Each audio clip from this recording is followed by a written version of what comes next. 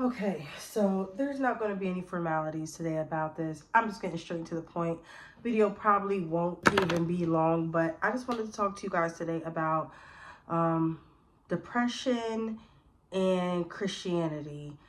Now, this morning I woke up and I grabbed my Bible, and I like to do random flips because I just want to see what God's going to give me for the day. It's like playing Russian roulette, and I don't really sometimes look for a word. I let the word find me. And usually, as always, it's always exactly what I need.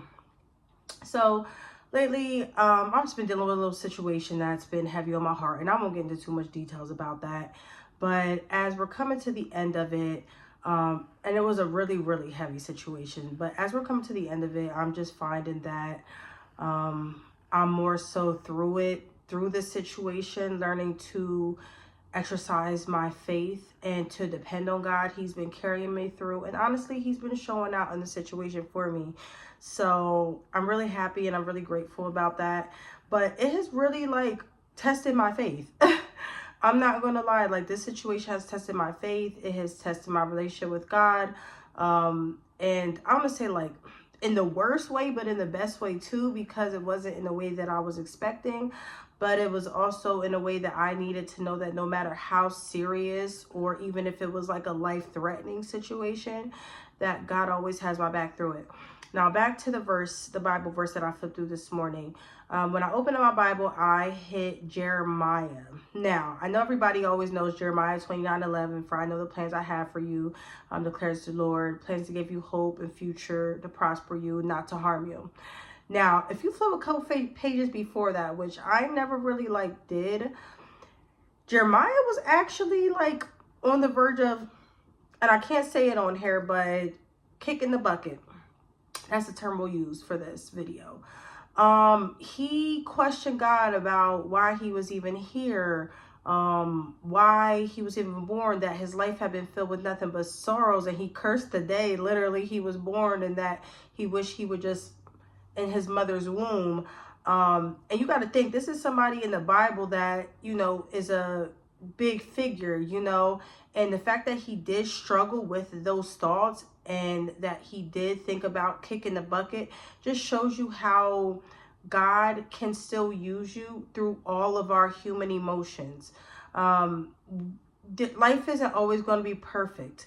Life is going to be challenging. Some people have had tough lives since the moment they were born and do question why they were here, or like, why me, God? Like, is there anything good for you? But what does God promise Jeremiah later on in the chapter?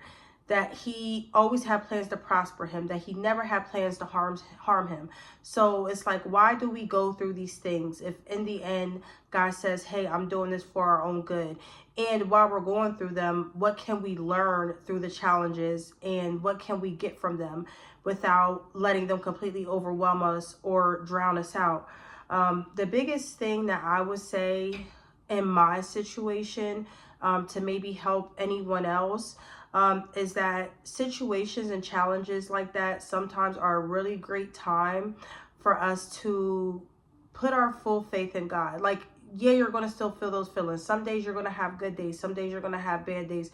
Some days all those feelings might come back and overwhelm you again. But God does tell us that we can lean on Him and that we can trust Him through all of our circumstances. So I just want this to be a word of encouragement. You're not the only person that has struggled with depression or just feeling like a sense of sadness.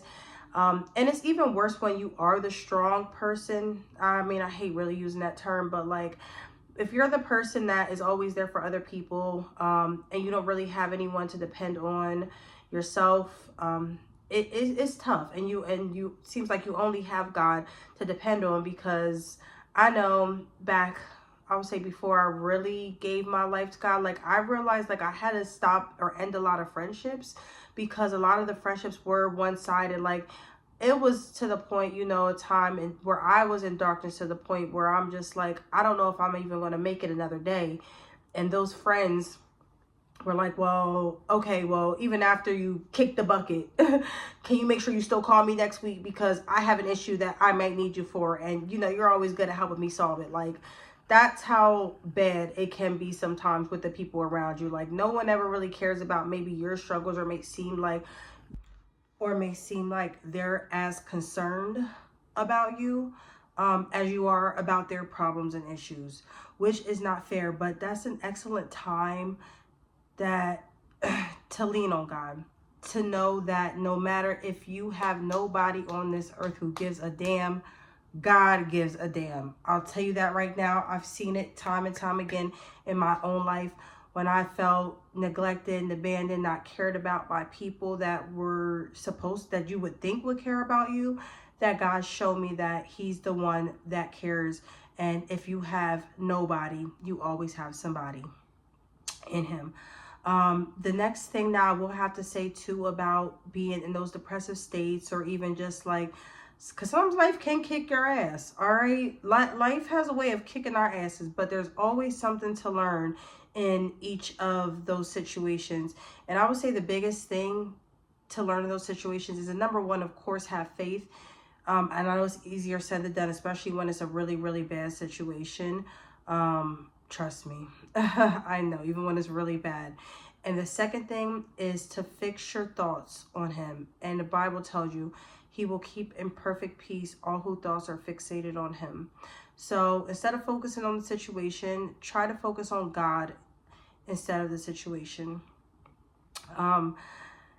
Don't let it overwhelm you, especially if there's something in it that you can't control, because one thing that God can do is handle the things that you can't handle. So only focus on what you can make better about the situation, and pray about what you can't. Literally, that's the only thing you can do, and literally hope for the best. And when the best doesn't come, or even if it ends up like being the worst possible outcome, you still have to hold on to faith, and don't ever stop holding on, or don't ever give up hope, because something good can always come out of something really, really terrible. All right. So that's it for today. I just want to say God bless everybody, and whatever you're fighting, turn to God.